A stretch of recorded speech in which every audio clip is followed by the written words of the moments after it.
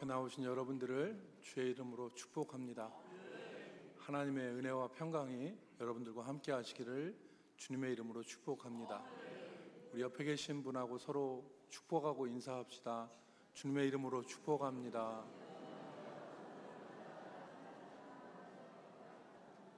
감사합니다. 지난주 말씀드린 대로 오늘은 우리의 예배에 대해서 같이 말씀을 나누도록 하겠습니다. 3년 전 2022년에 러시아 시베리아의 크라스노야그스크라고 하는 한 지방에 표지판이 하나 세워졌는데 그 표지판에는 뭐라고 쓰여 있었냐면 알래스카는 우리 것이라고 하는 그 표지판이 세워졌습니다. 155년 전에 헐값에 미국에 팔아 넘긴 알래스카가 원래는 우리 땅이라고 하는 목소리를 낸 것입니다. 우크라이나 전쟁으로 미국이 러시아의 그 해외 자산을 동결하니까 러시아는 알래스카의 반환을 요구한 것입니다. 물론 결코 이루어지지 않을 이야기지만 155년 전에 헐값으로 넘긴 그 알래스카가 원래 우리 땅이다, 이렇게 이야기를 하는 것입니다. 1867년에 러시아 제국은 당시에 여러 가지 이유로 인해서 이 알래스카, 한반도의 7.6배나 되는 땅입니다. 한반도의 7.6배나 되는 이 알래스카를 미국에다가 헐값에 팔아 넘겼는데 1에이커가 우리가 아는 면적으로 얘기하면 1224평입니다. 1224평을 1에이커당 2센트, 1달러도 아니고 2센트에 1224평을 팔아 넘겼습니다. 물론 그때 당시 720만 달러였는데, 그래서 미국에서는 그때 장관이 어떤 사람이냐면 윌리엄 스워드라고 하는 국무장관이었는데, 미국 사람들이 아무데도 쓸모없는 얼음 땅을 왜 샀느냐, 미친 짓 했다, 바보짓을 했다, 이렇게 비난을 했고 거센 반발이 있었고, 러시아도 이 땅을 그렇게 헐값으로 팔아 넘겼기 때문에 그렇게 환영할 일은 아니었습니다. 그런데 30년이 지난 1899년 반전이 일어났습니다. 무슨 반전이 일어났냐면 알래스카에서 대규모의 금광이 발견된 것입니다. 석유와 천연가스와 각종 지하 자원들이 엄청나게 매장되어 있었던 것입니다. 한마디로 얼음 땅이 아니라 금싸래기 땅이었던 겁니다.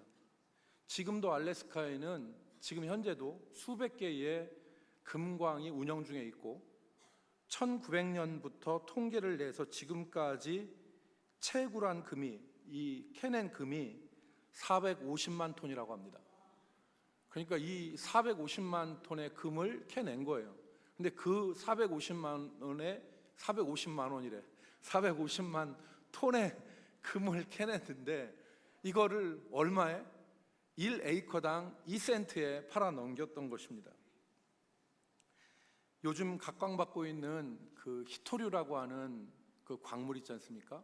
희귀한 그 광물인데 이 히토류를 포함해서 수많은 자원들이 알래스카에 매장되어 있다고 합니다. 그러니까 러시아는 그 좋은 땅의 가치를 몰라서 헐값에 판 것이고, 미국은 그냥 얻어 걸렸는데 그게 대박이 난 겁니다.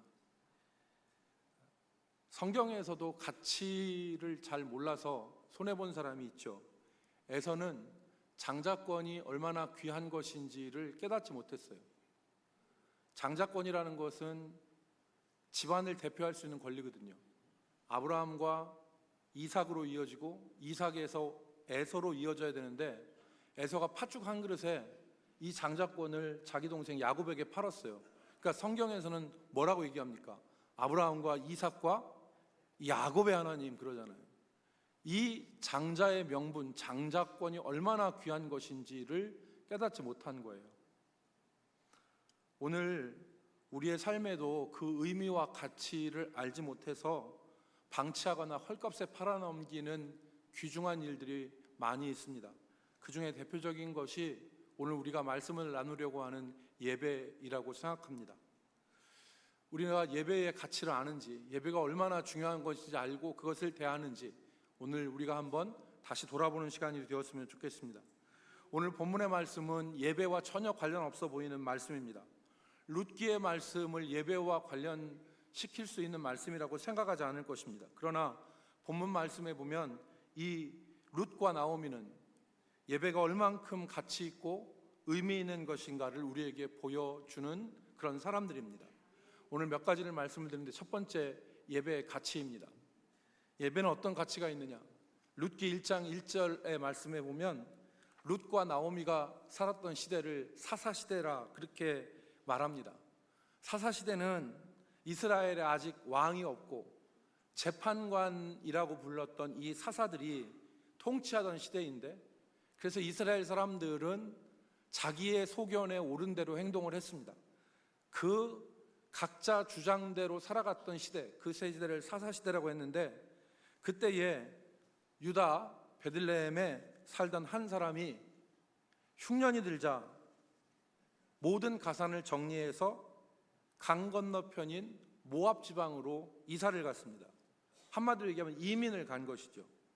그런데 이 이민은 오늘 우리가 생각하는 것처럼 그렇게 단순한 이민이 아니었습니다. 왜냐하면 이스라엘 백성들에게 그 약속의 땅, 그 가나안 땅은 하나님의 약속과 하나님이 기업으로 주신 땅이에요. 그 땅을 버리고 간다는 얘기는 하나님의 약속과 하나님의 기업을 포기했다는 것과 같은 것이죠. 여러분, 이 사람의 이름이 오늘 룻기 1장 1절로 2절 말씀에 보면 엘리멜렉이라고 나오죠. 엘리멜렉이란 이름의 뜻은 하나님은 나의 왕이시라는 말씀입니다. 엘리가 나의 하나님이고 멜렉이라고 하는 말이 왕이란 뜻입니다. 그러니까 하나님은 나의 왕이시다라는 것이 엘리멜렉의 이름의 뜻이에요. 그런데 이 사람이 이름답지 않게 하나님의 기업과 하나님 주신 약속을 다 버리고 하나님께서 원치 않는 모압 땅으로 이사를 간 겁니다. 왜냐하면 그 땅에 흉년이 들어서 이 흉년이 들은 이 땅에서 약속의 땅이지만 흉년이 들었기 때문에 이민을 간 거예요. 모압이라는 나라는 특별히 이스라엘과는 악연이 있었던 땅이죠. 옛날에 이스라엘 백성들이 약속의 땅에 들어가기 전에 모압 왕 발락이 거짓 선지자 발람을 시켜서 이스라엘을 저주하게 했고, 그것이 안 되니까 이스라엘 백성들을 모압 여인들로 음행하게 만들어서 하루에 수만 명이 죽어나가는 징벌을 받았던 것이 모압 사람들 때문입니다. 그리고 하나님께서는 모압 사람들을 그래서 여호와의 총회에 드리지 말라고 그랬어요. 그런데도 불구하고 이 사람은 흉년 때문에 가산을 정리해서 모압 땅으로 간 것입니다. 오늘날로 말하자면 하나님의 자녀들이 믿음을 버리고 믿지 않는 사람들과 같이 생활하고 예배를 드려야 되지만 예배 드리지 않고 세상 사람들과 같이 주일을 일요일로 사는 것을 의미합니다. 그런데 문제가 생겼어요. 몇 년이 지나서 엘리멜렉이 죽었습니다. 왜 죽었는지는 성경에 나오지 않습니다. 그의 두 아들은 모압 여인 중에서 아내로 삼아서 아내를 맞아 살게 됐는데, 그 땅에 거주한 지 10년쯤 되던 해에 엘리멜렉의 두 아들도 어떤 이유에서인지 죽습니다. 남편과 두 아들을 잃은 이 여인의 이름이 나오미예요. 나오미는 기쁨이란 뜻입니다. 그런데 전혀 이 이름에 어울리지 않는 일들이 일어나는 것입니다. 오죽하면 이 나오미가 자기 고향으로 돌아갔을 때 10년 만에 나오미가 돌아왔을 때 고향 사람들이 이가 나오미냐, 이 사람이 나오미냐 이렇게 물으니까 나오미가 하는 말이 나더러 나오미라고 하지 마라. 나더러 나오미라고 하지 말고 마라라고 얘기해라. 이 마라는 고통, 쓰디씀 이런 의미입니다. 그러니까 나를 고통과 쓰디씀이라고 얘기하지 기쁨이라고 얘기하지 말아라 라고 얘기할 정도였습니다. 여러분, 오늘 우리가 읽은 이 본문의 말씀은 나오미가 모압에서 보낸 10년의 세월을 정리하고 고향, 즉 하나님의 약속의 땅으로 돌아가려고 하는 그 길에서 자신의 두 며느리를 집으로 돌려보내고자 하는 그런 상황입니다. 나오미는 자신에게는 희망이 없으니까 이제 너희는 이 나라 사람들이고 이 땅에서 자랐으니까 너희 부모님에게 돌아가서 적당한 사람 만나가지고 남편 만나서 거기서 그 남편 집에서 사는 게 너희들의 행복이다. 그러니까 나를 따라오지 마라. 그렇게 얘기하는 것입니다. 이때 오르바라고 하는 여인은 울면서 나오미를 떠났지만 룻이라고 하는 여인은 한사코 그의 어머니 나오미를 떠나지 않고 그를 따라 약속의 땅으로 올라갑니다. 16절 하반절 말씀에 뭐라고 기록되어 있습니까? 어머니께서 가시는 곳에 나도 가고 어머니께서 머무시는 곳에 나도 머물겠나이다. 어머니의 백성이 나의 백성이 되고 어머니의 하나님이 나의 하나님이 되시리니 그랬어요. 지금 이 룻이라고 하는 여인은 왜 이런 행동을 했을까요? 왜 룻이라고 하는 이 여인은 시금치의 시자만 들어도 부담스러운 이 시어머니를 왜 그렇게 따라가려고 했을까요? 인간적으로 보면 나오미한테 돈이 좀 있었으면 갈만해요. 시어머니한테 돈이 자글자글해요. 그러면 시어머니 따라갈 만하죠. 그런데 지금 여러분 뭡니까? 시어머니 나오미는 아무것도 없어요. 모든 걸 다 잃고 빌털터리가 되었어요. 예루살렘 베들레헴에 올라가서 어떻게 살았습니까? 이방 여인 룻이 밭에서 추수하는데 추수하는 일꾼들이 낫으로 추수할 때 떨어지는 이삭, 하나님께서 그거 줍지 말라고 그랬거든요. 왜냐하면 가난한 사람들이 뒤에 쫓아오면서 이삭을 주어요. 그래서 먹고 살았어요. 성경에 보면 이 룻이 하루 동안에 그 이삭 줍기를 했는데 나중에 보아스가 준 이삭하고 합치니까 오늘날로 얘기하면 22리터, 코카콜라 1.5리터짜리 병이잖아요. 그런데 그 코카콜라 1.5리터짜리 병을 1리터로 작게 만든다면 22개 정도 되는 거예요. 그것도 주어서 그렇게 된 게 아니라 보아스가 부어줬어요. 그러니까 정작 이삭을 주우면 10리터, 코카콜라 병 1리터짜리 10개 정도밖에 못 구하는 거예요. 그렇게 먹고 살아야 됐어요. 그런 빈곤한 시어머니를 왜 따랐을까요? 여러분, 룻은 자기 부모 밑에서 적당한 남자 만나서 시집가서 사는 게 정답이에요. 그런데 왜 환영하지도 않는 이스라엘, 자기가 봉양해야 되는 시어머니, 아무것도 없는 이 집으로 왜 같이 갔을까요? 한마디로 그것은 성경에서 얘기하는데 믿음 때문에 그런 거예요. 어머니의 백성이 나의 백성이 되고 어머니의 하나님이 나의 하나님이 되시리라. 어머니는 뭐라고 해요? 너는 너의 백성과 너의 신들에게로 돌아가라. 아닙니다, 어머니. 어머니의 하나님이 나의 하나님이 되고 어느 어머니의 백성이 나의 백성이 됩니다. 이건 무엇입니까? 룻이라고 하는 여인이 살던 모압 지방은 여호와를 섬기던 사람들이 아니에요. 이 사람들은 그모스라고 하는 우상을 섬기는데 자기 자식을 불태워서 제물로 드리던 종교가 모압의 종교예요. 그러니까 거기서 우상 숭배하고 살았던 이 모압 여인 룻이 시어머니를 만나는데 이 시어머니가 믿음의 사람이었어요. 그래서 시어머니를 통해서 하나님을 아니까 내가 아무리 이 땅에서 편안히 살고 내가 아무리 이 땅에서 호의호식을 한다 하더라도 하나님 없이는 못 살겠다. 하나님 따라서 예배하는 내가 이스라엘 땅으로 가겠다. 그리고 시어머니를 붙쫓아 따라간 것입니다. 나중에 여러분 룻기가 전체가 4장으로 되어 있어요. 오늘 우리가 1장 읽었잖아요. 집에 가서 이번 주에 2, 3, 4장 읽으세요. 재밌어요. 나중에 이 룻이라는 여인이 자기 생계를 위해서 이삭 줍는 밭으로 가요. 그래서 거기서 열심히 일해서 아침부터 나가서 점심 먹을 때 외에는 저녁까지 열심히 일하는데, 그때 누구냐, 밭주인을 만나요. 그 밭주인이 나중에 룻의 남편이 되는 보아스예요. 이 보아스가 룻의 얘기를 듣고 이 여인을 주목하는데 하나님께서 이 둘을 맺어주세요. 그래서 룻은 정말 하나님이 예비하신 신실한 남편을 만나게 되고 그 사이에서 자식을 낳아요. 그런데 이 자식이 보통 자식이 아니에요. 다윗의 할아버지예요. 여러분, 마태복음 1장 5절로 6절 말씀에 보면 이렇게 기록합니다.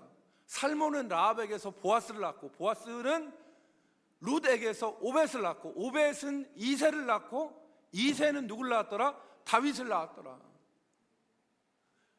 오늘 이 룻은 정말 아무것도 없는 이방 여인이었지만 예배의 자리로 올라감을 통해서, 믿음의 자리로 올라감을 통해서 그 인생에 하나님이 예비하시고 계획하신 인생의 귀한 복들을 누렸던 사람입니다. 예배의 가치는 이런 것이죠. 두 번째로는 한 사람 더 있는 나오미예요. 여러분, 나오미가 아까 말씀드린 대로 흉년 때문에 남편과 함께 이방 땅에 왔어요. 그래서 남편을 잃고 두 아들을 잃고 풍족하게 떠났던 그 나오미의 삶이 아무것도 없는 빈손으로 비어서 돌아오게 되어지는 그 아픈 삶을 경험했습니다.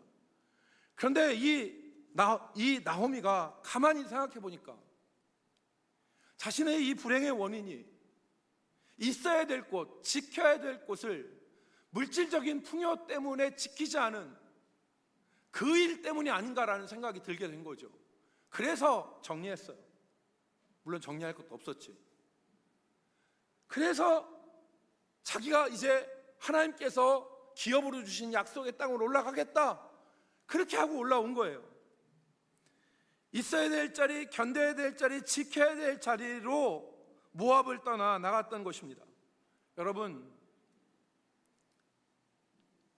룻기 1장에 보면 계속해서 반복되어지는 단어가 나와요. 그 반복되어지는 단어가 돌아오다라는 단어예요. 내가 내 고향으로 돌아가리라, 돌아가리라. 여러분, 22절 말씀에도 나오미가 모압 지방에서 그의 며느리 모압 여인 룻과 함께 돌아왔는데, 21절에도 내가 풍족하게 나갔더니 여호와께서 내게 비어 돌아오게 하셨는지라. 여러분, 이 6절 말씀에도 그렇고 7절 말씀에도 그렇고 8절 말씀에도 그렇고 돌아오라는 말이 열몇 번이 반복이 돼요. 그런데 이 돌아오다라는 히브리 말은 슈브라는 말이에요. 이 슈브라고 하는 말은 어떤 말이냐, 돌아서다, 유턴을 하다, 이런 말이에요. 방향 전환을 하다. 돌아오다라는 말은 돌아가다, 방향 전환하다, 유턴하다, 그런 의미예요. 그런데 이 말이 구약 성경에 명사로 쓰일 때는 어떻게 쓰였느냐, 회개라는 단어로 쓰여요. 회개, 돌아서는 것. 그러니까 회개는 모압으로 향하거나 악한 길로 가던 곳에서 걸음을 돌이켜서 돌아오는 것, 이게 회개예요. 악으로 가던 사람이 돌아와서 하나님이 기뻐하시는 길로 가는 것, 이게 회개예요. 그래서 오늘 나오미는 예배하지 않는 모압 지방에 있다가 거기서 예배하는 자리, 믿음의 자리로 돌아온 것이죠. 그때 하나님께서 철저하게 부서지고 깨진 나오미의 인생을 회복시키시고, 내가 풍족하게 떠났으나 내가 비어 돌아오게 하셨다 하신 그 나오미에게 하나님께서 손주들을 주세요. 그래서 자식들을 그 품에 안는 그 풍성함. 우리 할머니들이 막 고개를 끄덕이세요. 왜냐하면 할머니들은 알거든. 손자 안았을 때 그 충만함과 기쁨을. 그 자식들을 다시 채우시는 거예요. 예배는 우리의 삶을 회복시키고 우리의 영혼을 치료하는 은혜의 자리인 것을 새기시길 바랍니다. 예배는 단순히 1시간 드리는 형식이 아니라 이 예배가 우리의 영혼을 치료하고 우리의 삶을 회복시키시는 하나님이 베푸신 은혜의 자리임을 기억하기를 주의 이름으로 축복합니다. 두 번째, 예배의 의미에 대해서 생각해 보겠습니다. 예배란 어떤 것이냐? 예배를 우리나라 말로 풀면 예를 갖추어 절하는 것입니다. 이 배자가 절하는 거잖아요. 그러니까 예를 갖추어 절하는 게 예배예요. 히브리어의 대표적인 이 예배라는 말은 아바드라고 하는 동사를 씁니다. 이 아바드라는 말이 구약 성경에 무수히 많이 나오는데 의미는 세 가지입니다. 첫 번째로는 일하다, 일하는 거예요. 일하는 거죠. 노예가 종이 그 주인을 위해서 일하는 것처럼 일하다. 두 번째로는 그 의미에서 파생해서 섬기다라는 뜻이 있어요. 종이 주인을 섬기든 섬기다. 세 번째로는 예배하다라는 의미가 있습니다. 그래서 예배하다는 동사에 주로 많이 사용되는 것이 이 아바드라는 동사예요. 여러분 성경을 통해서 보면 창세기 2장 15절 말씀에 보면 하나님이, 여호와 하나님이 그 사람을 이끌어, 누구를 가리키냐면 아담을 가리키죠. 그 사람을 이끌어 에덴 동산에 두어 그것을 경작하고 지키게 하시고 했을 때 이 경작하다는 말이 일하고 아바드예요. 하나님이 일하게 하셨다 그 말이에요. 그런데 이 아바드라는 동사가 여호수아 24장 15절 말씀에 보면 섬기다라는 것으로 번역됐어요. 만일 여호와를 섬기는 것이, 아바드가 너희에게 좋지 않게 보이거든 너희 조상들이 강 저쪽에서 섬기던 신들이든지 또는 너희가 거주하는 땅에 있는 아모리 족속의 신들이든지 너희가 섬길 자를 택하라. 오직 나와 내 집은 여호와를 섬기겠노라. 이 섬기다는 말이 아바드예요. 그리고 이것이 발전해서 종의 주인을 일하여 섬기듯이 하나님 앞에 쓰여지면 아바드는 예배하다가 돼요. 예배하다가 돼요. 그래서 신명기 10장 12절 말씀에 보면 우리가 예배를 어떻게 해야 되느냐에 대해서 말씀을 했어요. 우리 신명기 10장 12절 말씀 같이 읽겠습니다. 이스라엘아, 시작. 이스라엘아, 내 하나님 여호와께서 내게 요구하시는 것이 무엇이냐? 곧 내 하나님 여호와를 경외하여 그의 모든 도를 행하고 그를 사랑하며 마음을 다하고 뜻을 다하여 내 하나님 여호와를 섬기고. 여기서 여호와를 섬기는 건 예배하는 거예요. 그런데 이때 아바드라는 동사가 사용됐는데 어떻게 섬기라? 마음을 다하고 뜻을 다하여. 영어 성경은 어떻게 표현했냐면 이 마음을 다하고 뜻을 다하고라는 말을 all your heart and all your soul이라고 번역을 했어요. 그러니까 히브리 말은 너의 마음이라는 것을 심장이에요. 레밥이라고 하는 건데, 레밥, 너의 심장을 다해서, 그리고 너의 뜻은 네페시라고 하는 것인데 이게 영혼이에요. 너의 네페시를 다해서 하나님을 섬겨라. 그러니까 예배는 그냥 건들건들하게 와서 예배하는 게 아니라 우리의 온 심장, 이 심장이라는 말은 생명이라는 말이에요. 너의 생명을 다하고 너의 영혼을 다해서 하나님 앞에 섬기라. 여러분, 나오미와 룻은 자신의 심장과 자신의 영혼을 다해서 하나님을 섬겼던, 예배했던 사람들이죠. 경제적인 풍요? 나한테 그거 2차적인 문제야. 내 어떤 거? 그거 별로 중요하지 않아. 내가 진짜 중요한 것은 예배야. 하나님 앞에 내가 예배하는 거야 라고 해서 자기의 온 심장과 생명과 온 영혼을 다해서 예배한 것입니다. 아담과 하와가 타락한 것은 단순한 타락의 문제가 아닙니다. 아담과 하와가 타락한 것은 예배의 문제가 있어서 타락한 것입니다. 여러분, 왜 그렇습니까? 아담과 하와가 왜 타락했습니까? 선악과를 따먹어서 타락했죠. 그런데 그 선악과는 단순히 과일 하나 따먹은 거, 하나님 말씀이 하지 말라고 한 거 단순히 하나 안 한 거, 그게 문제가 아니에요. 선악과는 예배의 문제였어요. 왜냐? 뱀이 뭐라고 했습니까? 뱀이 아담에게 하는 말이, 하와에게 하는 말이 뭐라고 했습니까? 너 저걸 따먹으면 죽지 않아. 죽지 않아. 이걸 따먹으면 눈이 밝아져서 누구와 같이 돼? 하나님과 같이 돼.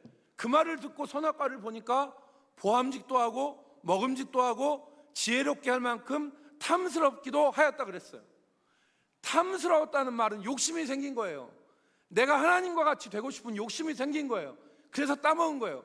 그래서 아담과 하와의 선악과 문제는 다른 문제가 아니라 예배의 대상이 바뀐 문제예요. 하나님을 예배하는 게 아니라 자기 자신이 예배의 대상이 되게끔 하려고 했던 예배의 근본적인 문제가 타락의 근본이었던 것입니다. 선악과는 그 자체에 어떤 효염이나 성분이 다른 게 아니에요. 이 선악과는 그 자체에 효염이나 성분이 있는 게 아니라 하나님의 말씀에 순종하느냐 순종하지 않느냐가 드러나는 지표가 선악과예요. 오늘 우리가 하나님을 바로 섬기느냐 바로 섬기지 않는 지표로 드러나는 게 바로 뭐다? 예배다. 칼빈이 10계명의 1계명부터 4계명까지가 예배에 대한 것이라고 해석을 했어요. 1계명이 뭐예요? 나 외에 다른 신을 두지 말라. 2계명 우상 만들지 말라. 3계명 여호와의 이름을 망령되게 부르지 말라. 4계명 안식일을 기억하여 거룩히 지키라. 나 외에 다른 신을 두지 말라는 것은 예배의 대상을 말하는 것이고요, 우상을 만들지 말라는 것은 하나님이 정하신 방식대로 예배해야 된다는 거예요.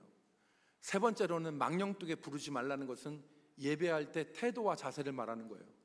네 번째, 안식일을 기억하여 거룩히 지키라는 것은 예배의 시간을 말하는 거예요.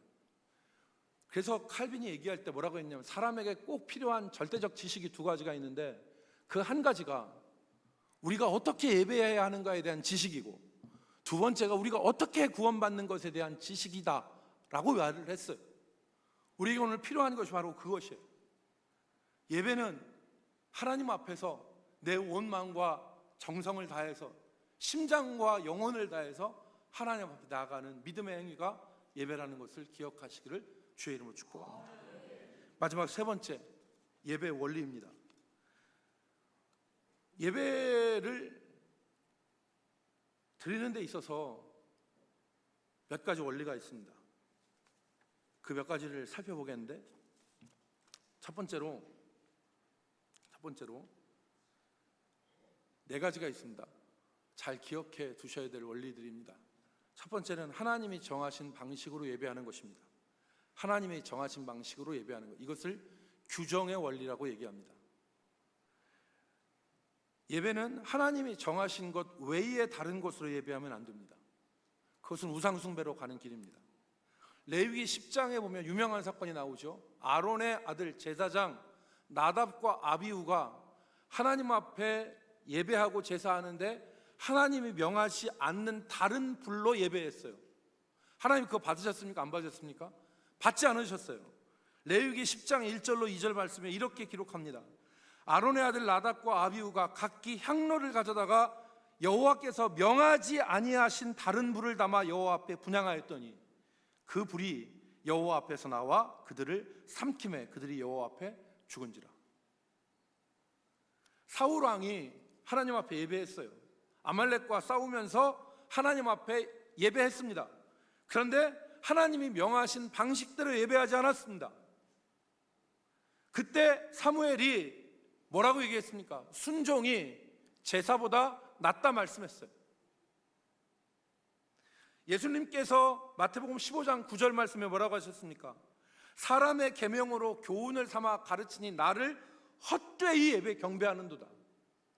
하나님이 말씀하신 것 이외에 다른 것으로 예배할 수 없습니다. 그리고 바울 사도는 골로새서 2장 23절에 보면 이 예배를 자의적 숭배라고 그랬습니다. 자기의 뜻대로 드리는 예배, 자의적 경배.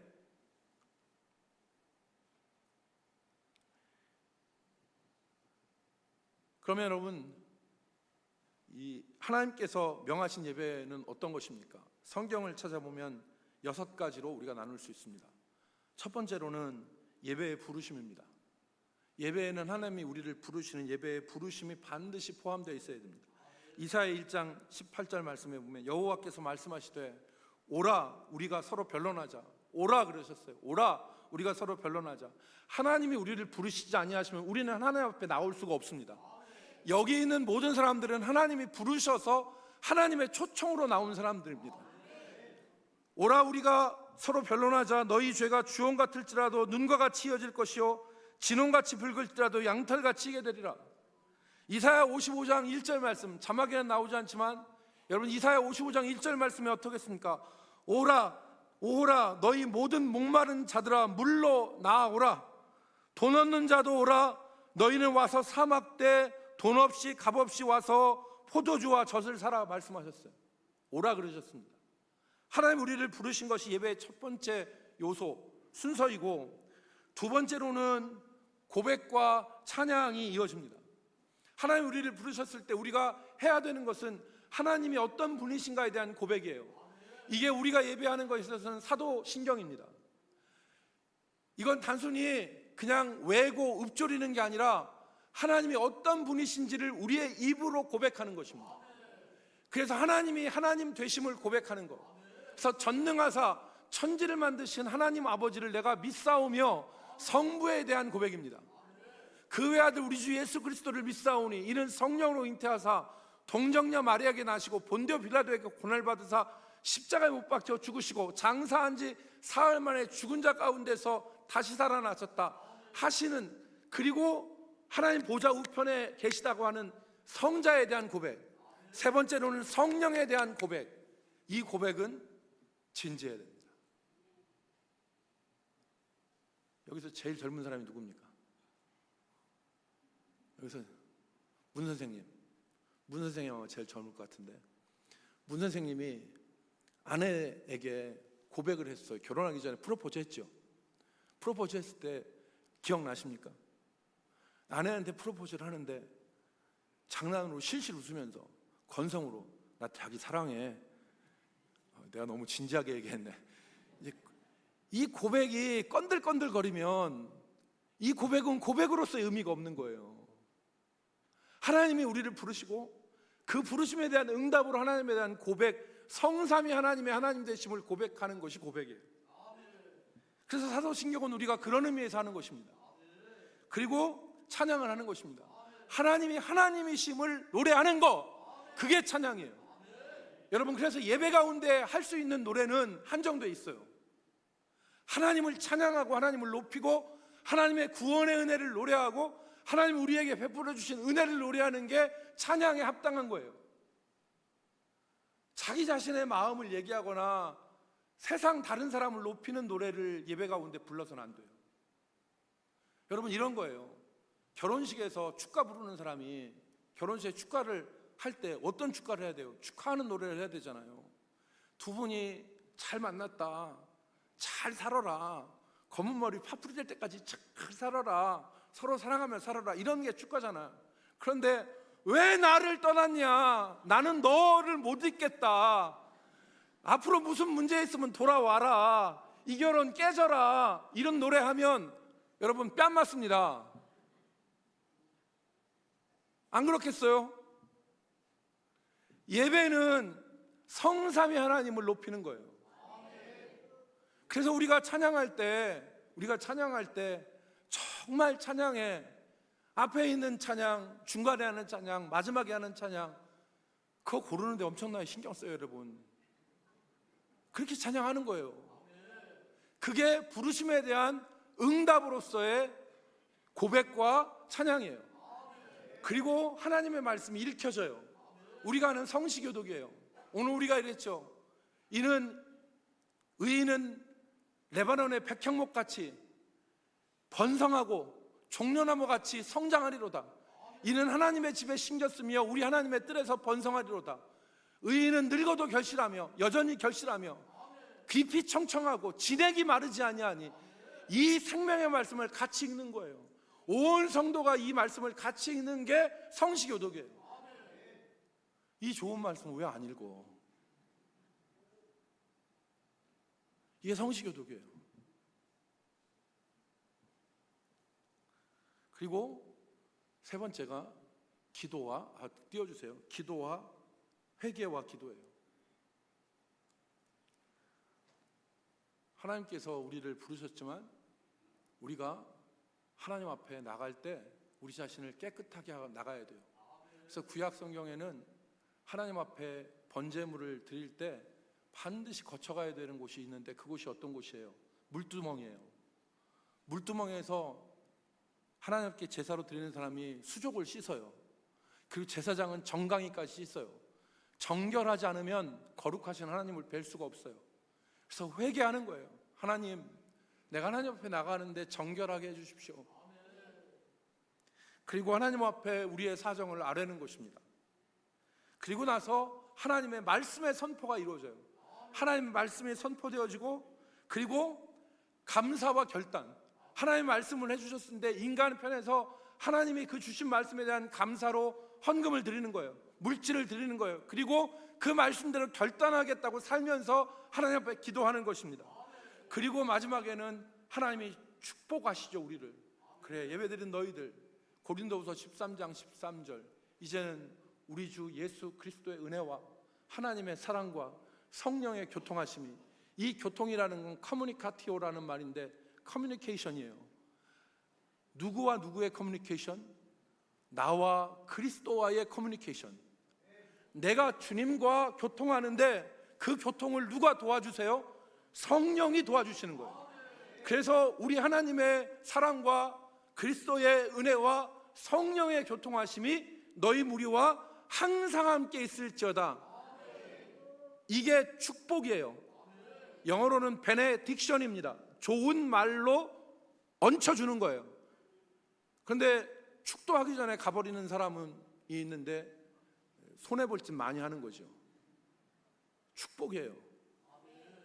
그리고서 우리는 세상을 향해서 나가는 파송, 이것이 바로 예배의 요소입니다. 예배의 순서이죠. 우리가 이 순서를 아는데 두 번째 원리, 첫 번째 원리는 제가 얘기한 대로 규정의 원리, 하나님이 정하신 방식대로 예배하는 거예요. 이거 외에 뭐 끌어들이고 이거 외에 뭐 다른 것 하고 이거 외에 뭐 하는 거 하나님 기뻐하지 않으십니다. 두 번째 원리는 대화의 원리예요. 대화의 원리. 예배는 단순히 일방적이고 수동적인 것이 아니에요. 예배는 하나님이 말씀하시고 우리가 응답하는 상호작용의 형식이 살아있는 예배예요. 대화의 원리에서 진행이 돼야 되는 거예요. 자, 보세요. 하나님 우리를 부르셨어요. 예배에 부르셨어요. 그럼 우리가 어떻게 대답합니까? 고백과 찬양으로 응답해요. 하나님 말씀을 주셨어요. 그럼 어떻게 합니까? 우리가 회개와 그리고 그 기도로 나가요. 말씀이 선포되어지면 어떡합니까? 감사와 결단으로 나가요. 축복이 있으면 파송으로 나가는 거예요. 이 상호작용의 생생한 원리, 이게 예배의 원리예요. 예배 시간에 응답하지 않는 사람은 온전한 예배를 드리는 것이 아닙니다.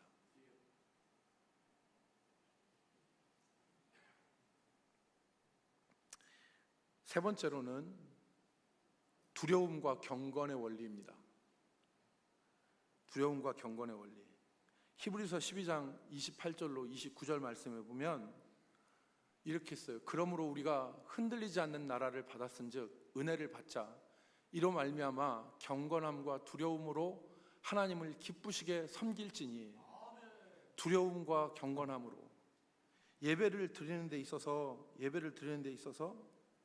우리가 두려움과 경건함으로 드려야 돼요. 어떤 사람이 이렇게 얘기했어요. 예배당이 장례식장이 될 필요도 없지만 예배당이 시장바닥이 돼서는 안 된다. 무슨 얘기인지 아시죠? 어떤 교회 가면 예배가 초상난 것처럼 예배가 암울하고 어둡고 슬프고 가라앉았어요. 그 예배가 좋은 예배가 아니야. 그 예배가 하나님 받으시는 합당한 예배가 아니라고. 예배는 장례식장이 될 필요도 없지만 시장바닥처럼 이 예배당 안에서 막 시장바닥처럼 막 서로 부르고 막 큰 소리로 얘기하고 남들 기도하는데 방해하고 막 이렇게 하는 예배당이 돼서는 안 된다는 거예요. 그게 뭐냐? 두려움과 경건의 원리예요. 하나님 앞에 두려워할 줄 알아야 돼요. 하나님은 하늘에 계시고 우리는 땅에 있는 존재예요. 키에르케고르의 말을 빌리자면 하나님과 우리 사이에는 건너지 못할 심연, 바닷속 깊은 골짜기 같은 심연이 있어서 하나님과 우리는 존재 자체가 틀린 존재예요. 그래서 어미하신 하나님, 지극히 거룩하신 하나님 앞에 우리 자신들을 드리면서 두려움과 경건함으로 예배해야 되는 거예요. 예배 시간에 아프지 않고는 다리 꼬지 마세요. 하나님 앞에 예배 드리는데 다리 꼬고 경건하게 예배 드려야 돼요. 이게 예배의 모습이에요. 저희가 교육자들하고 얘기를 했는데 그런 얘기를 하더라고요. 목사님, 3층에 우리 장로님들 몇 분 올라가셨으면 좋겠다고. 그래서 왜 그러냐고 그랬더니 3층에 의외로 핸드폰 갖고 시종일관 다른 일을 하는 분들이 종종 계시다고. 지금 뜨끔한 사람 있나? 예배는 두려움과 경건함으로 드려야 돼요.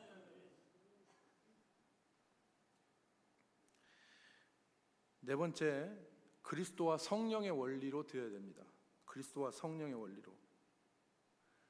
자, 그 전에 29절, 히브리서 12장 29절, 두려움과 경건함과 두려움으로 할지니 했는데 29절 말씀에 보면 하나님은 소멸하는 불이심이라 라고 할 때 이 소멸하는 이라는 말은 불태우는, 없어지게 만드는 그 뜻이에요. 하나님은 거짓과 죄와 불경건을 그냥 두시는 거 아니라 살라서 없애버리시는 분이다. 만약에 우리 가운데 죄와 거짓과 악함과 이 불경건이 있으면 하나님은 그것을 그냥 두시는 분이 아니라 불태우시는 분이다. 소멸하는 분이시다. 심판하시는 분이시다 하는 것을 말씀하는 것입니다. 예배는 두려움과 경건함으로 드려야 됩니다. 마지막으로 그리스도와 성령의 원리. 그리스도와 성령의 원리. 예배는 여러분, 구약의 예배와 신약의 예배는 단절되었습니다. 구약의 예배는 성전과 제물을 통해서 예배드렸다면 신약의 예배는 그런 것이 없어요. 이질적인 예배입니다. 그런데 어떻게 하나님 앞에 우리가 나갈 수 있느냐? 데비드 피터슨이라고 하는 유명한 신학자가 예배 신학이라고 하는 책을 썼어요. 그 예배 신학이라고 하는 원래 책 제목이 Engaging with God예요. Engage라고 하는 말은 어떤 사람과 교제하다. 예를 들어서 Engage to를 쓰면 어떤 사람과 약혼하는 거고요. Engage in 하면 어디에 빠지는 거고, Engage with 하면 누구누구와 교제하는 거예요. 그래서 예배는 하나님과 교제하는 것이다. 하나님과 만나는 것이다. 그런데 어떻게 만나느냐? 원리가 있어요. 첫 번째는 그리스도를 통하여. 우리가 그리스도를 바라보지 않고서는 하나님 앞에 나갈 수 없어요. 여러분, 아까 이사야 55장 1절 말씀 제가 읽었죠. 이사야 55장, 오라 너희 모든 목마른 자들아 물로 나아오라. 돈 없는 자도 오라. 너희가 와서 사 먹되 돈 없이 값 없이 와서 포도주와 젖을 사라. 정신 빠진 사람입니다. 이거 쓴 사람. 값없이 값없이 와서 사 먹으라는 말이 됩니까? 와서 돈 없는 사람도 와서 먹는데 돈 없는 사람도 공짜로 마셔라. 이렇게 하면 얘기가 되죠. 근데 돈 없는 사람 와서 사 먹으래. 이거 미친 거 아니에요? 왜 이게 가능합니까? 돈이 없지만 그리스도께서 우리를 대신해서 다 값을 치러 주셨어요. 그래서 돈 없는 자도 값없이 와서 사서 먹을 수 있는 거예요.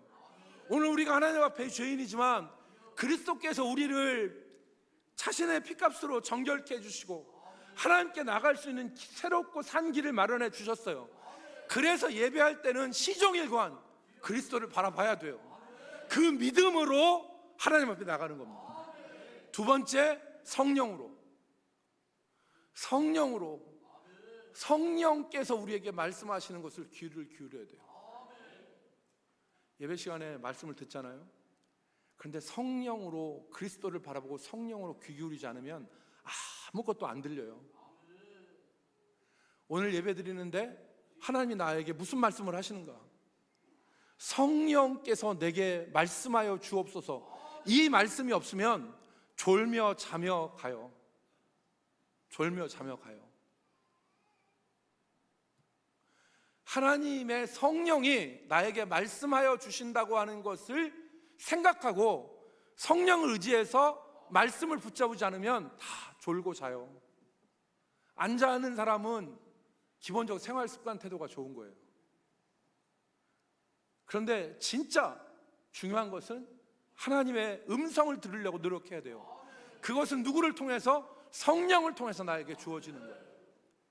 이 예배가 참된 예배인 것입니다. 사랑하는 성도 여러분, 말씀을 정리하겠습니다. 오늘 나오미는 회복을 경험했어요. 예배를 회복하는 놀라운 경험을 했습니다. 그리고 그의 인생이 바뀌었습니다. 오늘 룻은 예배를 통하여 하나님의 놀라운 계획과 하나님의 은혜를 실제 체험하게 되었습니다. 오늘 우리가 힘써야 될 것이 바로 이 예배의 회복입니다.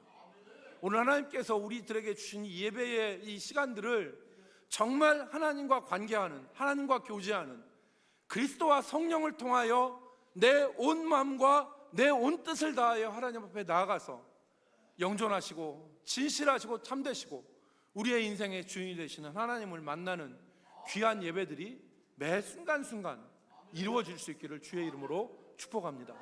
기도하겠습니다.